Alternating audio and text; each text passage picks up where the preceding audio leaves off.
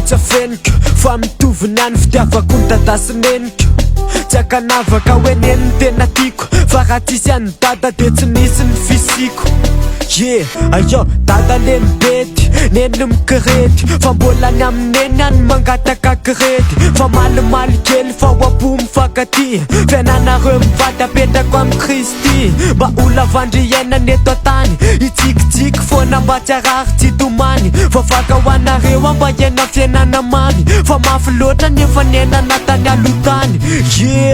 zay ny mba vavako amaly bampiananareo atazomy amin'ny vavako ividy zay tianareo mihitsy fa mbola tsy zao fa ezako tafita de eo arina kely ao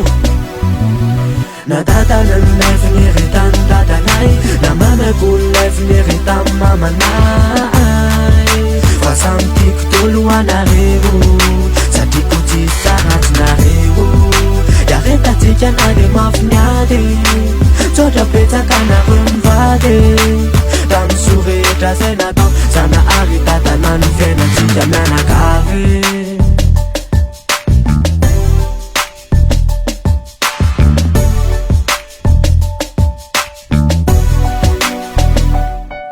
taloha tsy tianarina fa be mokondoha tadiorina tonga saina amizao kanjo lasa tiako zavatra ray anisany makarary ny foko mahita ny neny miady varitra ny akanjo tiako tia ny tafo tsara ohatry ny zanak'olona ny zanany ka miezaka mividy izy na zavatra tsy takany tsapala fatala reditran'la nefa na dadana neny mbola tsy nifitran'la kandray androany kalaza kitana tenareo mazava ho azy ny masoandro sy volano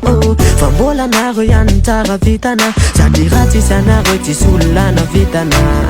kanizaniza ny lany dada sy neny atsaosy mba eno izy rehefa miteny fa te hanana ny soa izy ka zay ny tenenany mba tsy hanenenany ratr'zay ratr'zay